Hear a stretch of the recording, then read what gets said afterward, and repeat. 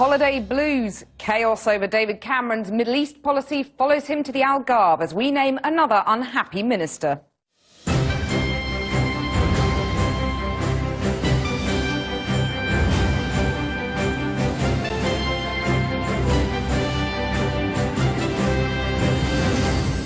Good evening.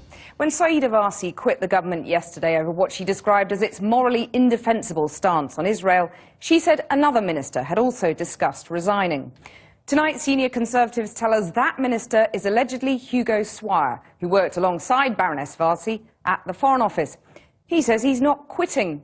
As an uneasy truce in Gaza enters its second day, Number 10 is coming under mounting pressure from all parties to stop selling arms to Israel.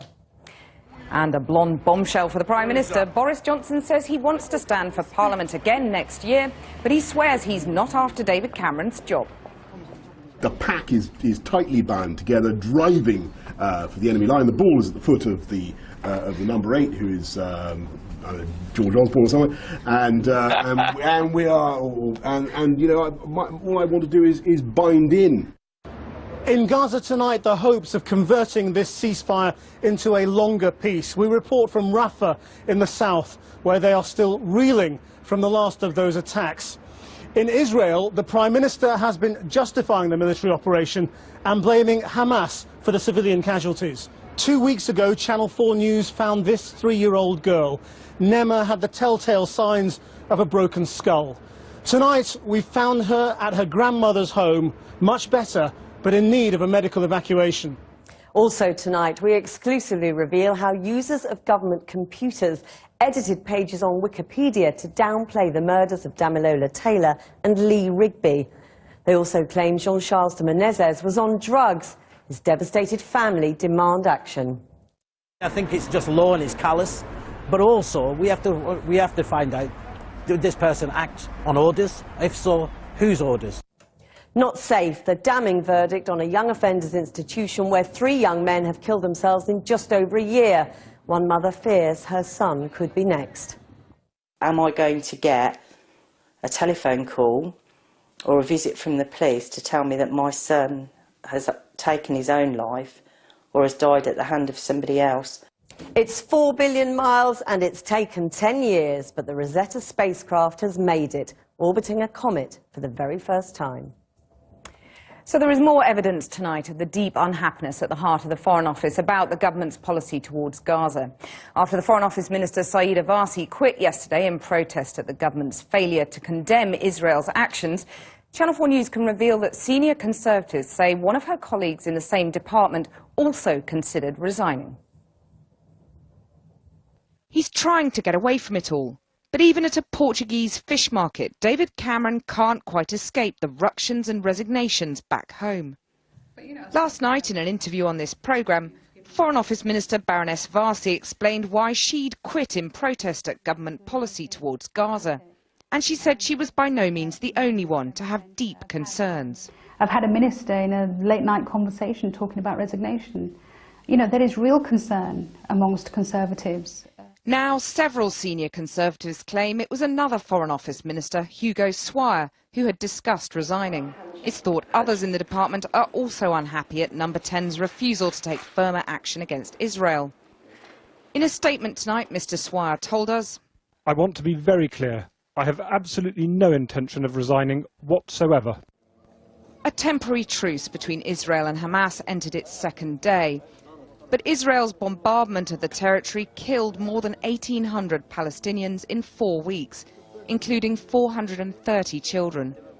Despite the scale of the onslaught, Conservative cabinet ministers still refused to describe it as disproportionate.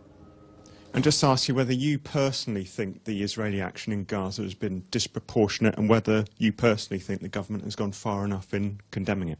Yeah. Well, first of all, probably like everyone else in this room, from what I've seen and what I've heard and what we've all seen on our TV screens, I find it heartbreaking. The loss of innocent life, clearly Palestinian life, but also Israeli life. I find it absolutely heartbreaking. And like everyone else, I want to see an end to this fighting and an end to this killing. I do not for one moment want to deviate from what the government is saying. Well, you've described the Israeli action as disproportionate, and David Cameron has not been able to do that. You can try to find sort of differences of language between us if you want, but I'm basically saying that I think that the line that's being taken by Philip Hammond and the government is correct. This is an appalling situation. Baroness Varsi's call for David Cameron to immediately ban arms sales to Israel has been backed by the Liberal Democrats and some on her own side. Whether or not any British equipment has been used against Gaza, the one sure way to ensure that it can't be used against Palestinian civilians is to ensure that we don't supply Israel. But an export ban is difficult to achieve. It would have no effect on the weapons Britain sends to countries including America, India and Singapore, which could ultimately end up in Israel. No one denies that a lasting peace is the best solution, but how to achieve that is as challenging as ever. Well, with me now is the former Cabinet Minister, Andrew Mitchell. How widespread do you think the unease is about the government's Gaza policy on the backbenches and indeed within the government itself? Well, there's widespread unease about what is happening in Gaza and in Israel, and opinion differs, but in my view, having a politician come on and try and allocate blame, get behind one set of barricades or another, is unhelpful. What we have to do is to convert this ceasefire into a permanent ceasefire in Gaza, and then we have to get people talking. Those are the two key things which Britain, in my view, should be seeking to do. But what are your old friends in the International Development Department and Foreign Office saying about the government's failure to take tougher action against Israel?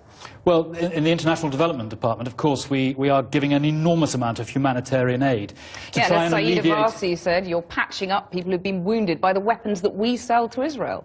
Well, I don't think she put it like that. She put it pretty frankly. But the point is, you asked me what we're doing. Britain is making an enormous contribution to humanitarian support in this desperate situation. One of the strongest supporters of UNRWA, who of course are in the front line in trying to help people who are in a desperate position in Gaza.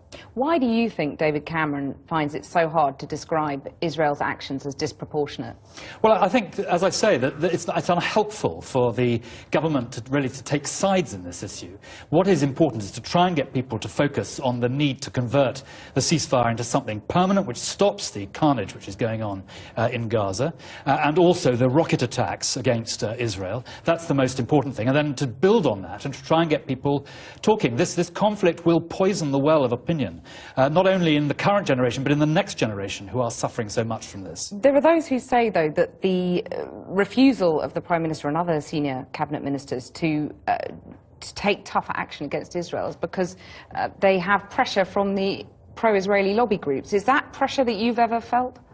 No, and I'm not sure at all that that is the case. What is important is that we should do everything we can to ensure that weapons are not put into this situation, which is why I think it's right to look immediately at an arms embargo. But the truth is that Britain is not selling weapons to Israel at the moment, and I am in favour, as Israel seeks to guard its citizens against these rocket attacks from Hamas, I am in favour of Israel being sold technology which allows them to put a shield over their citizens and protect them from that. But Britain does sell weapons to other countries which then sell on to Israel, doesn't it? Well, there are very strict rules for export of weaponry from Britain, probably the strictest in the world. And as I say, at the moment, there is no British weaponry going to Israel. What is the prospect, then, do you think, of an immediate arms embargo? Well, I think we have to see, but as no weapons are being sold at the moment, it is not a critical factor. But I do think we should look at anything we can do to stop weapons reaching this struggle. Well, you say weapons are not being sold, but I mean they have been sold in quite large quantities in very recent times. So you're talking about an arms embargo now, which I think we should look at. I'm just pointing out that in practical terms there are not weapons being sold by Britain to Israel at the moment. Andrew Mitchell, thank you very much for joining me. Thank you. Now, the Mayor of London, Boris Johnson, has ended years of speculation, admitting that he does want to stand for Parliament in next year's general election after all. The Prime Minister was quick to welcome the announcement from holiday, but it's fuelled more talk of Mr Johnson becoming a key rival for the Conservative leadership. First, of course, though, he needs to actually win a seat. So Harry Smith has been to one West London constituency that's been hotly tipped. Does Boris have a fan club there? You wouldn't run for Parliament? No. I want to be Mayor of London. You will never run for Parliament again?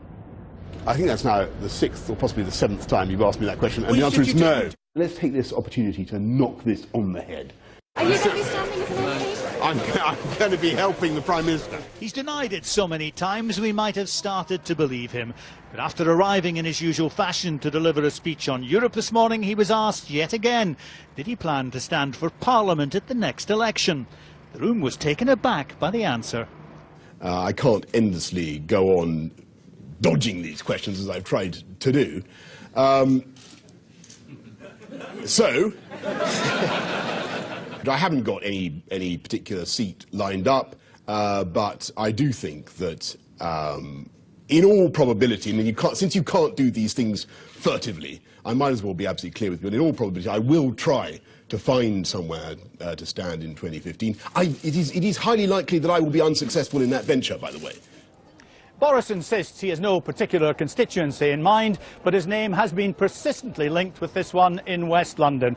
The retiring MP, Sir John Randall, had a majority of around 10,000 at the last election, by any measure a safe seat. So the Mayor of London could do a lot worse than take a tube ride to the end of the line here in Uxbridge. A local shop which sells custom-made T-shirts is already well ahead of the game. Scott Balcony started making his Boris Yes and Boris No tops when speculation first began. Today he's printing another batch and they're selling well. First off, the no's were selling 2-1 to the yeses, but the yeses have caught up. We've done about 53 no's and about 45 yeses, so he's catching up. To test this completely unscientific poll of local opinion, we took to the streets to check for ourselves how many shoppers would buy the Boris brand of politics. Boris Johnson for MP. I think it'd be fantastic. Yeah? Yeah. Why? Oh, I just think he's a great character and cares about London and surrounding area. Yes.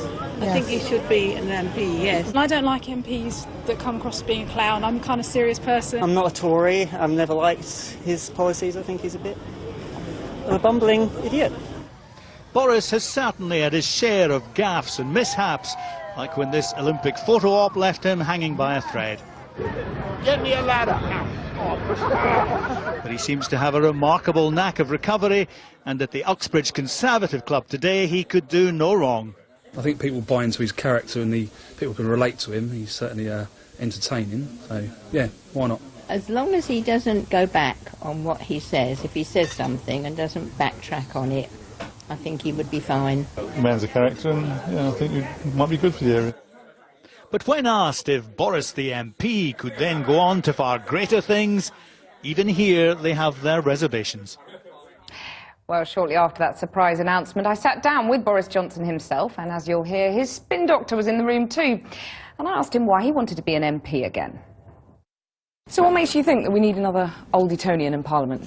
Well, you know, to that question, I think I just give the standard answer that people don't give a monkey's where you come from and but what you've got to do. I think what you might ask is, do we need another old Primrosian?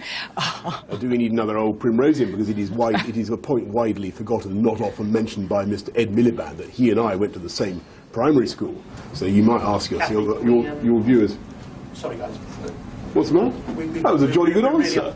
Sorry. That was a vintage answer. I'm being interrupted by my own spin doctor here. Come on, anyway, go on. Go on. Finish your answer, please. Well, my answer is you might equally ask whether we need another old Primrosian, since I, like Ed Miliband, am an alumnus of Primrose Hill Primary School in Princess Road, Camden. Superb school. So why do you want to stand? Because by the time the election comes around, I'll have only a year to go as mayor, and I'm very happy with the way things have gone so far in London. I think that there's loads of things have gone right. When I became mayor in 2008, it was a very different environment, very different political environment, very different economic environment. And the city was, people said London was going to collapse, that we were going to lose all our jobs to Dubai and Mumbai and Shanghai and all that kind of thing. Actually, that hasn't happened. The city is powering ahead. I've said I won't stand again. I think 8 years is quite long enough to be mayor, but I will deliver 8 years, and I will deliver my mandate. But you've always said that you couldn't do two jobs at once. Are you now saying that being mayor is a part-time role? No, I think that I can deliver my mandate, and I think that it's it's perfectly possible to be an MP and to be mayor at the same time. It's so you're just very good at multitasking. It's something that, after all, was done by my predecessor for at least a year, as far as I can remember. I think I did it before in 2008. So it can be done. I think what you couldn't do is hold two big offices at the same time. You couldn't be mayor and a minister. That would clearly not work. But, and you couldn't be leader. No. But you see, the trouble is, this is why it's been important to get this out, because I could just wait and hang on. But I think people are getting totally fed up with this story. I'm getting fed up with it. And the grassroots are getting fed up. Well, I don't, maybe, but I'm getting fed up with it. So where's it going to be? Hertsmere, Uxbridge, Hove? Where are you going to lay your hat? It would be completely, wrong of me to even speculate about it. I haven't got the faintest idea. There's no magic solution. As you know, associations are sovereign in our party. They can make their minds up, and it won't necessarily be easy. This whole thing may end in total ignominy, but you've got to try. Did David Cameron know that you were going to make this announcement today? You better ask him. You didn't pick up the phone to him or text him or whatever? Yeah, by conversations with the Prime Minister, many and various, and I don't propose to go into them, but I gather that he has said something nice on Twitter. So that's positive. And you still maintain that if the ball came loose from the back of the scrum, you'd have a go at grabbing it and becoming leader? I'll tell you where we are now in the match. What's happening is that the pack is tightly bound together, driving for the enemy line. The ball is at the foot of the number 8, who is George Osborne or someone, and we are all I want to do is bind in a loose way and help push the ball over the line. That's where we are, and that is a tribute, by the way, to the hard work and the tough decisions that the Conservative administration has taken in the last few years. So you made the calculation that the Tories are going to win, and you want to be part of that victory. I've got to think about what happens after 2016, and I'm now more than halfway through my second term as mayor. We've done a huge amount. There's still a huge amount more to do, and I'll be, I want to reassure anybody, all Londoners, that I will be totally committed to delivering every aspect of the mandate. But are you still more likely to be reincarnated as an Olive than become Tory leader? Yes, I think so. You can add to those. You can add all the other adjunita, whatever, all the other impossibilia, like being decapitated by a frisbee or locked in a disused fridge or whatever the ones I normally trot out. Because there is not going to be a vacancy. Final question.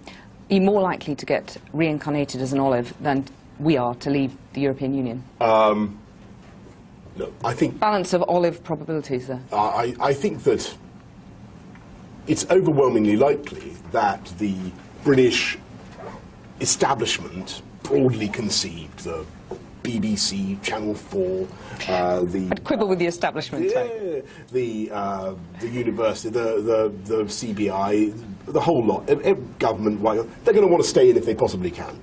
What I'm saying is that I also want to stay in, but I want to stay in a reformed EU, an improved EU, and we can get those improvements. They would be considerable achievement, but I'm absolutely certain that it can be done. I'm very confident about it.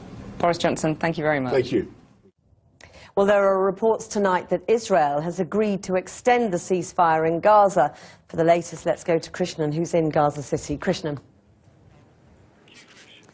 Well, welcome to Gaza, where the breaking news is that reports are that the ceasefire has been extended, that Israel has agreed to extend the ceasefire beyond the 72 hours that was previously agreed. Now, this comes off the back of indirect talks that we understand have been taking place in Egypt. Israeli officials have been there, and Palestinians, both members of Hamas and other parties involved in the Palestinian Authority. Well, let's go to Tel Aviv now, where my colleague Inigo Gilmore can join us, because the Israeli Prime Minister has been speaking over the last hour. Inigo, what did he say? That's right, Christian. He has been speaking. Of course, Israel has faced huge international condemnation over what happened in Gaza, over the operation in Gaza, particularly over the deaths of so many civilians. But today, the Israeli Prime Minister, speaking in Jerusalem, very firmly laid out Israel's case and justifying the operation and what happened. He said very clearly that Hamas were responsible, in his view, for the civilian casualties, saying that they used civilians as PR fodder. He also said that they had to go in, Israel had to go in and take out these Hamas tunnels. This is what he said. May I say that in many places, the terror tunnels were dug from homes, from inside the homes. So that is an example, again, of the use of civilian areas both to fire rockets at our civilians and to dig the terror tunnels for the death squads to reach our people, kidnap and kill them. Things that the Israeli Prime Minister has been showing to try and prove Hamas's culpability in all this is some very rare video material that has emerged from Indian television in which apparently some Hamas operatives appeared to be setting up a rocket and then launching it from right outside their hotel room. That's right. That's what was shown at the press conference. The Israelis have seized on this footage from Indian TV, and they say this proves that Hamas are operating in civilian areas. The reporters filmed this tent being erected and what they say were missile launchers, and later showing a missile being fired off. So the Israelis they feel this has fallen into their lap, and they're showing this and showing this at the press conference and very much talking about this as evidence, if you like, from their perspective, that this proves that Hamas are operating in civilian areas and therefore put these civilians at risk in Gaza. The implication, of course, being this is one reason why there were so many civilian casualties.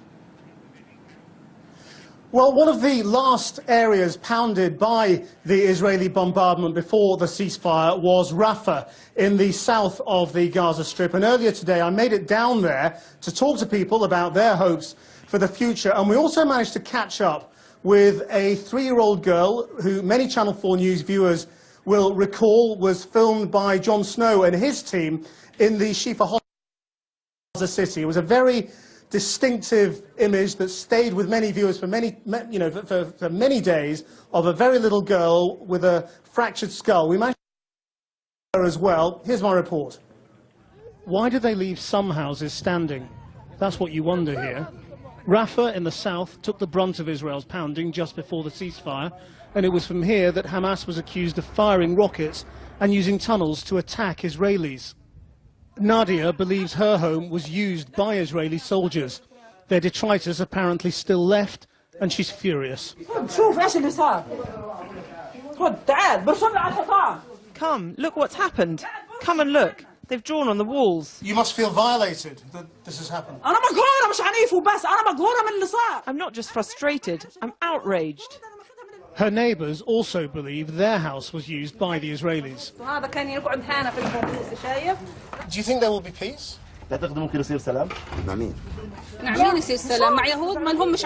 With whom, she said. We hope for peace, but the Israelis are not committed. They never respect their words. Make agreements with them, and immediately they'll break it. The Rafah crossing into Egypt is Gaza's umbilical cord.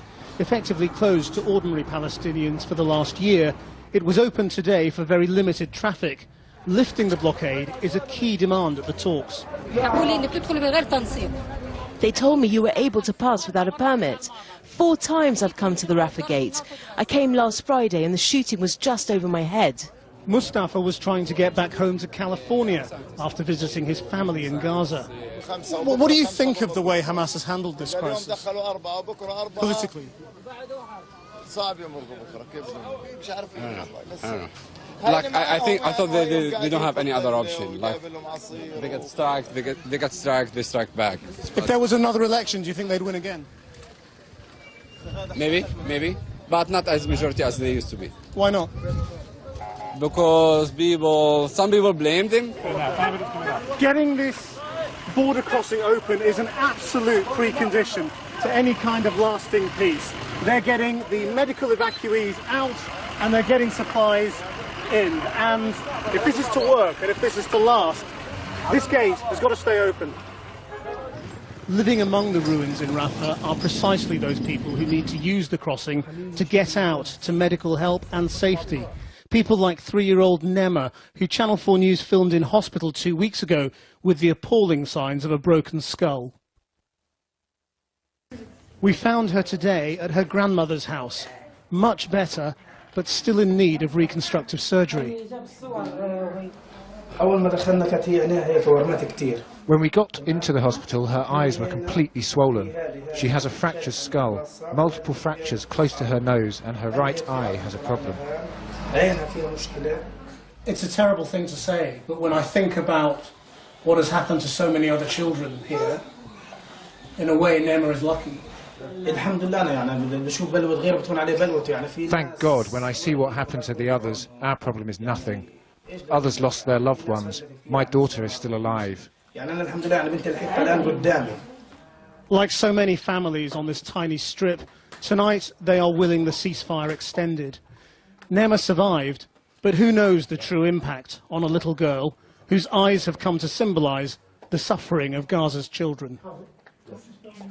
Well, joining me now is Dr. Ghassan Abu Setta, a British Palestinian doctor who has been working out here with a charity for the last few days, and you'll have just heard the news that it seems Israel has agreed to extend the ceasefire. That will come as a huge relief.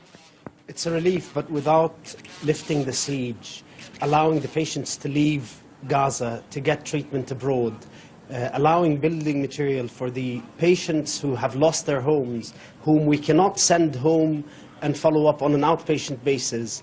There will be no relief for the majority of the patients that we're looking after. Give me a sense of the medical need now. The temptation will be to think, well, the bombardment's over, the ceasefire is in place, everything goes back to normal. Of the 10,000 injured during this last war, at least 70% of them still need further medical care. A majority of these patients will need at least 5 or 6 different reconstructive surgery operations. They will need to be cared for by specialist teams that do not exist in Gaza. The degradation of the equipment that has happened because of the sheer number of patients that have had to go through the hospitals in Gaza means that new equipment needs to be brought in. Or needs spare parts need to be brought in. And there are 3 hospitals that have been destroyed in Gaza, really decreasing the capacity of the health system. What about getting them out? I mean, we have met 2 little girls over the last 2 days who desperately need medical evacuation treatment in foreign hospitals. How easy is it to get them out right now? At the moment, patients are being given false hope that they will be sent abroad for treatment.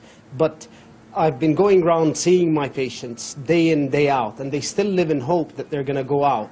At the end of the day, unless the borders are open for these patients to be sent out, and there's been a lot of promises from different countries, including Scotland, to treat these patients and take them abroad, yet none of these patients have managed to get out. Well, some patients have got into hospitals in Israel itself, though, and we've seen pictures of that. So why are some of them getting out and some of them not?